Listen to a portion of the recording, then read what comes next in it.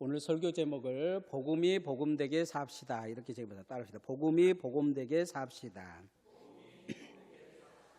우리가 소예언서를 쭉 읽다 보면 희한한 선지자들이 많아요. 믿음이 좋다고 우리는 선지자를 생각하잖아요. 그런데 되게 희한한 선지자가 있어요. 하박국도 그래요. 하박국도 뭐가 자기가 잘났다고 옆에 있는 사람 믿음이 어쩌고 저쩌고 왜 쟤는 가만히 놔두냐 뭐 그러다가 하나님이 어마어마한 이야기를 해버리셔요. 뭐라 그러냐면 그래 내가 심판하겠다. 그런데 네 자식도 네 가족도 네 나라도 싹 망할 것이다. 그 이야기를 하셔요. 놀라운 일이죠. 더 신기한 선지자가 하나 있어요. 그 뭐냐면 요나라는 선지자예요. 요나는 믿음이 정말로 좋은 것 같아요. 목숨을 내어놓을 수 있는 믿음이에요. 그런데 하나님이 원수의 나라 아수르에 가서 복음을 전하라니까 가기 싫어가지고 도망가 버려요. 도망가다 물고기 뱃속에서 회개를 해요. 회개한 것 같았는데 아수르에 이제 가가지고 3일간 전해야 될 거 하루 만에 대충 전해요. 이 요나가 무슨 상처를 받았는지는 알 수가 없어요. 무슨 재산의 손해를 받았는지는 알 수는 없지만 좌우지간 회개하는 꼴을 못 보는 거예요. 이 아수르가 회개하면 안 돼요. 요나의 마음에는 아수르는 망해야 돼요. 그의 마음에는 하나님을 믿는데 복음이 없는 거예요. 복음이. 우리도 신앙생활 하면서 믿음은 있는 것 같은데 복음이 없는 사람이 있어요. 복음이 없어요. 교회 와서는 막 자기 혼자 기도해요. 자기 혼자. 자기만 신앙 좋아요. 근데 남을 살릴 줄을 몰라요. 남이 잘 되는 꼴을 못 봐. 남이 내 옆에 앉아 있는 꼴도 못 봐. 남이 내 앞에 가는 꼴도 못 봐. 그게 복음이 없는 거예요. 복음이. 그런 복음이 없는 사람 속에 하나님의 역사는 없어요. 요나가 나중에 4장에 보면 그래요. 하나님이 그 요나가 대충 전하는 말에 아수르의 사람들이 다 회개하니까 하나님이 진노를 멈추셔요. 요나가 그래요. 그럴 줄 알았다 하면서 하나님 앞에 대모해요. 차라리 죽여달라. 차라리 죽여달라. 하나님이 이 요나를 쓰셨을까요? 못돼 먹었기 때문에 쓴 거예요. 못돼 먹었기 때문에 그 아수르에 보내서 어떻게든지 요나를 복음의 사람으로 만들려고 하신 거예요. 복음의 사람으로. 하나님이 여러분을 아직도 쓰신 것은 못됐기 때문에 쓰실 수도 있어요. 복음의 사람으로 만들려고 애를 쓰고 계신 거예요.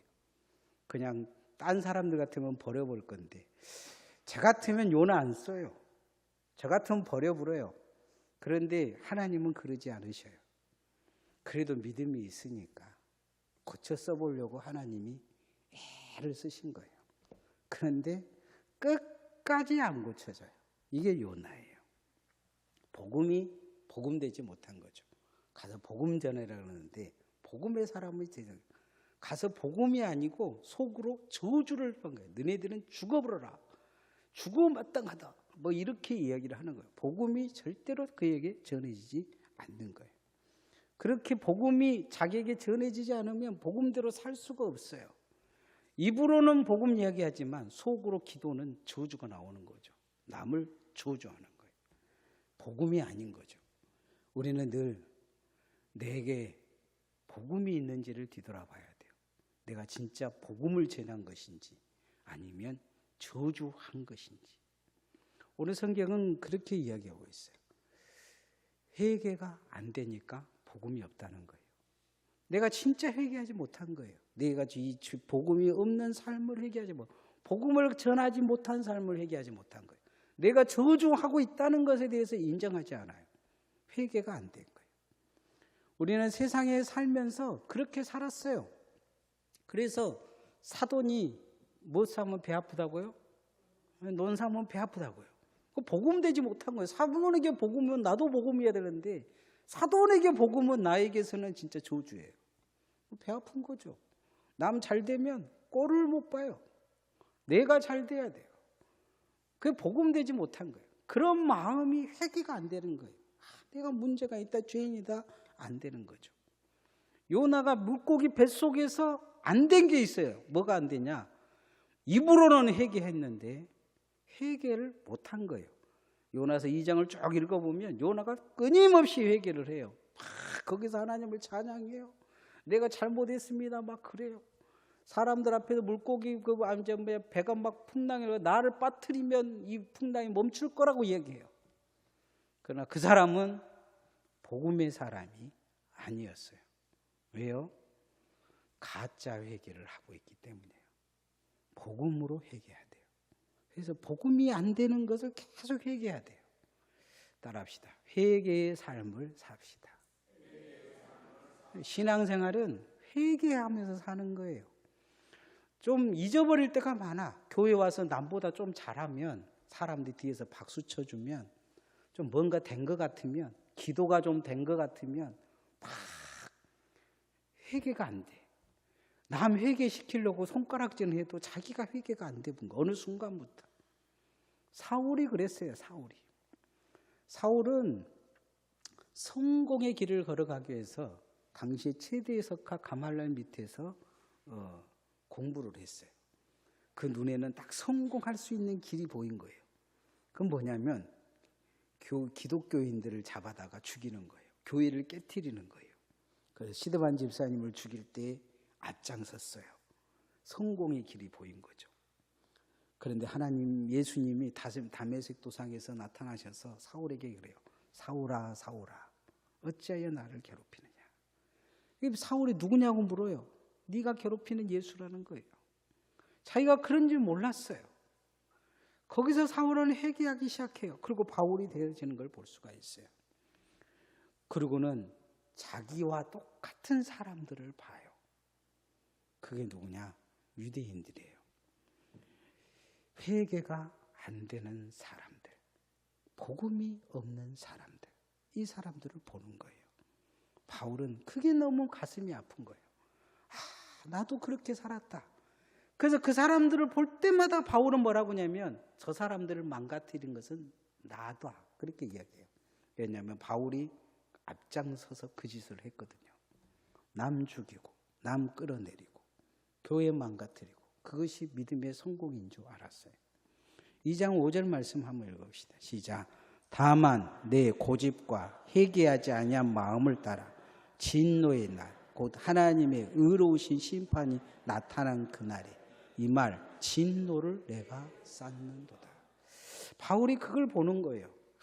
저 사람들의 믿음이 저 사람들이 기도하면 기도할수록 진노가 있다는 거예요. 저 사람들이 신앙생활을 하면 할수록 진노가 있다는 거예요.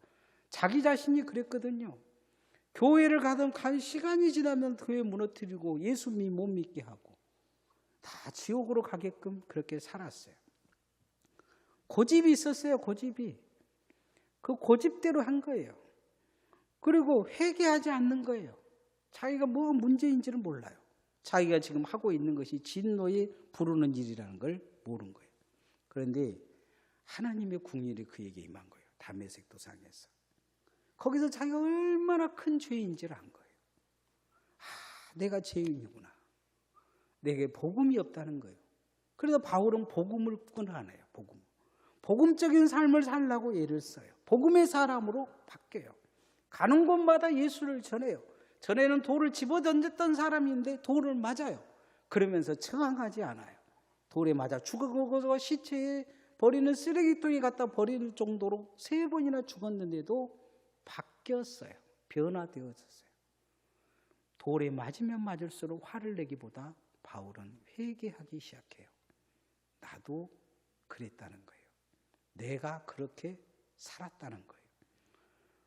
오늘 2장 1절부터 쭉 하는 말이 바울 사도가 그 이야기예요.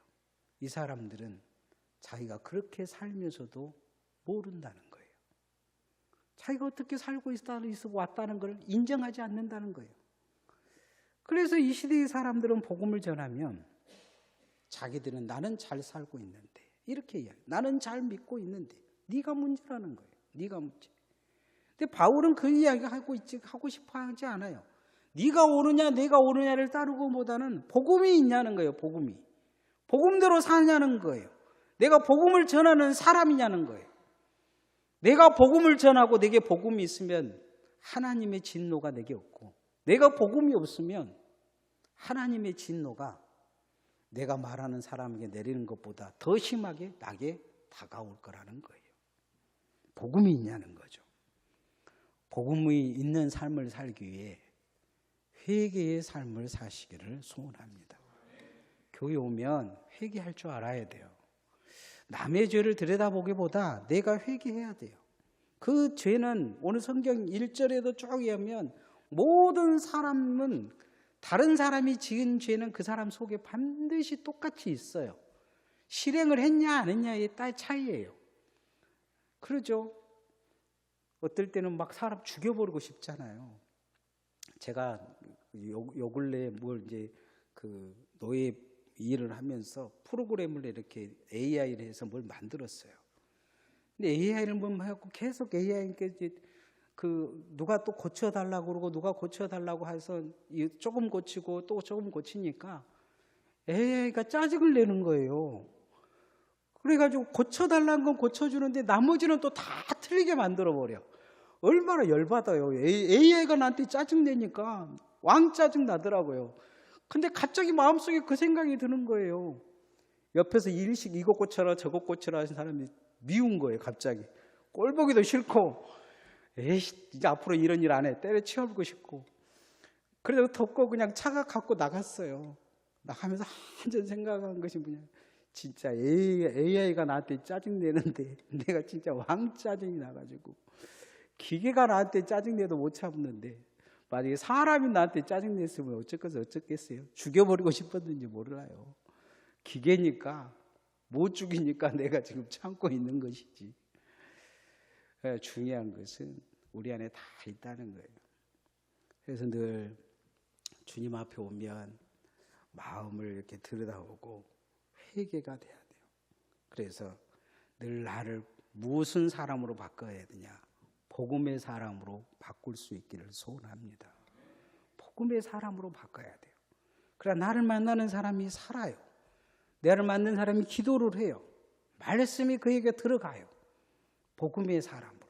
어떻게든지 내가 예수 그리스도를 전하고 생명을 전하고 축복을 전하고 그런 복음의 사람으로 여러분을 바꿀 수 있기를 소원합니다. 두 번째, 선한 믿음으로 삽시다. 따라합시다. 선한 믿음으로 삽시다. 선한가 늘 뒤돌아봐야 돼요. 선한가? 나는 선한가? 내가 말하는 게 선한가? 내가 계획한 게 선한가? 내가 뭔가 이렇게 남에게 뭔가 주는 것도 선한가? 뭔가 이 사람한테 줘서 얻어먹으려고 한 게 아닌가? 이용해 먹으려고 하는 게 아닌가? 내게 이득이 있으려고 하는 게 아닌가? 늘 뒤돌아봐야 돼요. 예수님 비유 중에서 진짜 선한 사람이 있어요. 선한 사마리아인이에요. 당연히 의무가, 자기 민족이기 때문에 도와줄 의무가 있는 제사장과 레위인은 그냥 모른 척 죽어가니까 도망가 버려요. 내가 손해볼 것 같으니까. 그런데 그 사람들을 원수로 여기는 선한 이 사마리아인은 그 사람을 치료해줘요. 주막에까지 데리고 가서 돈을 주면서 치료해들고, 돈 부족하면 내가 와서 해주겠다고 얘기해요. 얼마나 선해요. 주님이 물어요. 누가 선하냐? 이 질문을 했더니 누구에게 했냐면, 어떻게 해야 구원을 얻느냐고 묻는 청년에게 하는 질문이에요. 누가 진정한 내 이웃이냐? 누가 진짜 착한 믿음 갖고 있느냐 물어요. 거꾸로 이야기하면 네 믿음은 착하냐? 묻고 있는 거예요. 네 믿음은 착하냐? 교회 다니면서 우리도 믿음이 착한지 뒤돌아봐야 돼요. 예수님이 마지막 때 심판 때에서 양과 염소를 고른다고 하셨어요. 그럴 때 착한 믿음은 양처럼, 악한 믿음은 염소처럼. 염소는 그래요. 내가 언제 주님한테 안 그랬습니까? 하는데 힘들고 어려운 자들, 네 마음이 선한 게 작동하지 않는 그게 네가 예수를 부인하고 거부한 거라고 얘기하시는 거예요. 여러분, 착하게 신앙생활 하시기를 소원합니다. 선한 믿음을 가지려고 애를 써야 돼요. 어찌하든지 선해 보려고 애를 써야 돼요. 2장 7절 말씀 읽어봅시다. 시작. 참고 선을 행하여 영광과 존귀와 썩지 아니함을 구하는 자에게는 영생으로 하시고 우리는 예수 믿으면 다 영생을 얻는다고 이야기해요. 그러나 진짜 주님이 주시는 아름다운 믿음, 이 믿음은 선하다는 거예요. 그래서 내가 예수 믿으면 선해져야 돼요. 악해지면 믿음에서 점점 믿음에서 벌어지고 떨어질 수 있어요. 예수님의 시대에 종교 지도자들이 있었어요. 예수님이 십자가에 못 박았어요. 못 박은 이유가 뭐냐면 저 사람이 머리가 되면 우리 자리를 차지할 거라는 거예요. 그게 딱 하나의 이유였어요. 우리 자리, 내 자리를 전 내놓기가 싫은 거예요. 메시아일지라도 확인해 보지 않아요. 그가 메시아일지라도 죽이겠다고 생각한 거예요. 내 자리가 지금 필요한 거죠. 내가 인정한 메시아, 나를 인정해 줄 메시아, 나를 잘되게 해줄 메시아, 나를 성공하게 해줄 메시아가 필요한 거예요. 그런데 예수님이 오셔서 하는 일을 보니까 가난한 자들, 힘든 자들, 없는 자들, 정말로 힘없는 자들을 돌보고 힘있게 지금 뭔가 돈 나눠 먹고 뇌물 주고 로마와 그 황제와 짝짝꿍 이 사람들 다 제거할 할 사람으로 보인거든요. 뭐가 옳은지는 자기들이 알고 있었어요. 그런데 예수님의 선함이 그들에게는 악함으로 보인 거예요. 우리도 그럴 수 있어요. 참고 선을 행하며 영광과 존귀와 썩지 아니함을 구하는 자들에게 영생으로 하시겠다 이야기하시죠. 복음으로 산다는 것은 선한 믿음이 그 안에 있는 거예요. 복음이 복음되어진다는 것은 누군가에게도 그것은 복음으로 반드시 전달되어져야 된다는 거예요. 우리도 복음이 복음되어지도록 그렇게 선한 믿음을 가져서 주님 앞에 살아가시기를 소원합니다. 마지막으로 은혜를 힘입어 은혜되게 살아야 합니다. 따라합시다. 은혜를 힘입어 은혜되게 삽시다. 예수님의 시대 유대인들은 4개의 큰 종교 집단이 있었어요. 사두개인들은 정치 집단이었고, 율법주의자들은 바리새인들이었고, 금욕주의자는 세상 꼴 보기 싫으니까 산에 가서 수도자처럼 사는 SNF파가 있었어요. 그리고 진짜 이제 이렇게 족보상으로 그 시대를 지배하는 헤롯 땅이 있었어요. 예수님과 제일 부딪히는 사람들이 누구였느냐? 바리새인들이었어요. 이유는 이들이 믿음이 좋았기 때문이에요. 그래도 다른 사람들은 오면 더러운 게 보이는데 그래도 예수님 앞에 놓으면 비슷비슷하고 자기들은 생각을 했어요. 그래서 예수님을 괴롭히고 비판해요.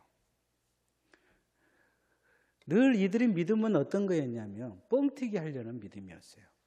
오늘날 이제 우리가 무슨 목회자들이 영성 수련회 하면 목사님들이 거기 가서 배우려고 막 한 게 있어요. 막 성령을 받아서 교회 와서 막 기도하면 여러분이 막 뚝뚝뚝 떨어지고 막 성령의 역사가 나타나고 막 그런 걸 기대하고 그곳에 많이 가요.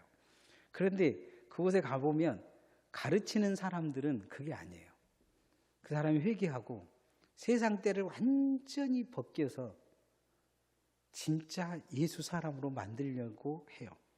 깎으려고 막 애를 쓰는데 거기에 온 사람들이 대부분의 모습은 뭐냐면 뭔가 하나 더 붙여서 가려고 애를 써요. 이제 그 싸우는 거예요. 계속 예비 설교 이게 설교 시간에 교회도 보면 그래요. 교회도 보면 어찌 보면 주님 앞에 하고 계속 깎아야져야 되는데 붙이려고 해요. 붙이려고 하다 보니까 사람도 내게 붙어야 돼요. 결국 직분도 있어야 돼요. 그리고 뭔가 이렇게 힘도 있어야 될 것 같아요. 교회에서 내 말 안 들어주니까 내 말 듣게 하기 위해서 뭐가 돼야 될 것 같아요. 교회 안에 그런 사람들 되게 많아요. 내가 뭐 되면 가만히 있을 줄 알아? 이렇게 이야기하는 사람들이 있어요. 그런데 정말 문제는 그러면 자기가 죽는다는 걸 몰라요. 하나님이 가만히 보고 화를 내고 계신다는 걸 몰라요. 화가 머리끝까지 난 하나님의 모습이 보여요. 2장 8절 말씀 읽어봅시다. 시작.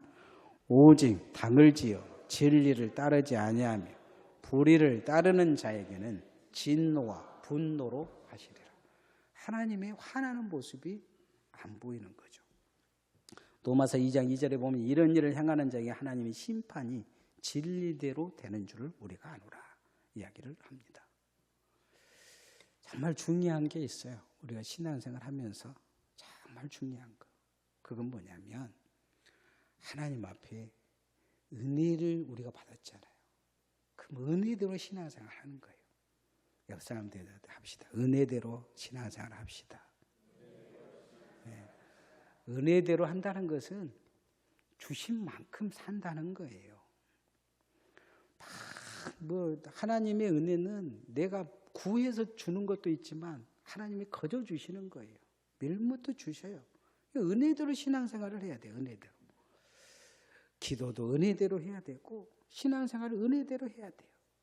그렇지 않으면 공로가 되어져요. 공로가. 은혜로 신앙생활을 하는 사람이 있는가 하면 공로로 신앙생활을 하는 사람이 있어요. 공로로 신앙생활을 하는 사람은 뭔가 불안해. 공로가 있어야 되니까. 상 받아야 되니까. 그런데 공로로 신앙생활을 하려고 하면 힘들어요. 자기 자신을 괴롭히는 거라. 그리고 남도 괴롭혀. 교회도 괴롭혀. 힘들어. 근데 은혜로 신앙생활 하는 사람은 달라요. 은혜로 신앙생활 하는 사람. 남을 잘 돕고. 은혜로 신앙하는 사람은 사람이 편해요. 사람들이 편해해. 그리고 도와달라고 쉽게 이야기할 수가 있어. 공로로 일하는 사람들은 반드시 10원 주면 100원으로 갚아야 돼. 10,000원짜리 일하면 10만 원으로 교회가 갚아줘야 돼. 힘들어. 갈수록 규모가 커지면 커질수록 힘들어. 제가 언젠가 우리 조병근 장로님 사기치려고 뭐 자기가 1,000억을 가지고 있니 어쩌니 하면서 교회 뭐 피아노도 사주고 뭐 차도 사주고 막 그런 사람이 하나 있었어요. 교회 와갖고 한참 우리 집사람하고 걸어가면서인데 막 그 사람이 전화해가지고 뭐 이것저것 이야기를 하더라고요. 뭐 이야기를 하는데 뭐 100억이 어쩌고 자기가 11조만 해도 뭐 한 달에 뭐 10억이 어쩌고 저쩌고 해서 우리 집사람하고 둘이서 그런 이야기 했어요. 내가 이제 갈 때가 된 것 같다. 갈 때 알아보자 그랬어요. 왜냐하면 그 사람이 10억 내놓으면 1,000억 요구할 거예요. 자기의 역할을. 그래서 저는 싫어요. 뭐 그 양반 오면 어떤 권사님도 그러더라고요. 목사님도 좋은 차 사주고 집도 좋은 거 사주고. 싫어요. 왜냐하면 내가 왜 그런 사람들 종으로 살아요. 내가 평생 주님의 종으로 살라고 사는데 나는 내가 돈 벌려고 하면 내가 목사 하겠어요?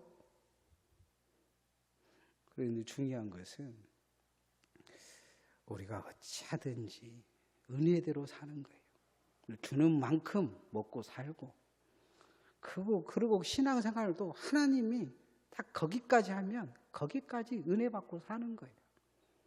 그게 사는 길이에요.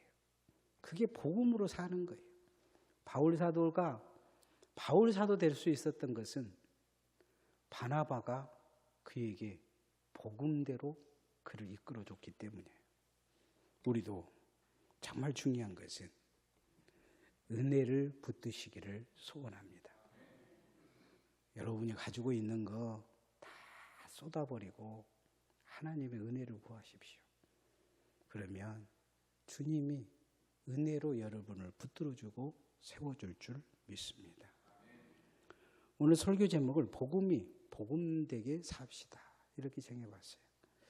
바울 사도는 이 장에서 남 이야기하지 않고 자기 이야기를 하고 있어요. 누구보다도 이 장은 자기를 너무 잘 알고 있는 거예요. 그래서 회개되지 않는 자기의 과거와 회개되어서 자기가 지금 현재의 모습을 비교하고 있는 거예요. 우리도 회개가 안 되면 회개가 되는 삶을 이해하지 못해요. 그래서 어찌하든지 주님 앞에 오면 회개의 기회를 놓치면 안 돼요. 철저히 회개의 삶을 우리는 신앙생활을 하는 거예요. 그래서 회개의 신앙생활을 하시기를 소원합니다. 선한 믿음 가지려고 애를 써야 돼요. 어떻게든지 선해지려고 노력을 해야 돼요. 착해지려고. 이게 신앙생활 하다 보면 악해질 수 있어요. 나는 교회 다니는 사람들이 더 악한 걸 많이 봤어요. 그래서 어찌든지 선한 마음을 가지려고 애를 써야 돼요. 마지막 은혜만 붙들어야 돼요. 은혜. 오늘 우리가 있는 것도 은혜예요. 이게 내게 있어서 복음 되어지고 내가 복음으로 살 수 있는 방법이에요. 이 시간 잠깐 기도하십시다. 하나님 앞에 복음이 복음되게 살게 해달라. 회개가 되게 해달라. 선한 믿음으로 살게 해달라. 은혜를 따라 은혜를 힘입어 살게 해달라. 이 시간 같이 기도하십시다.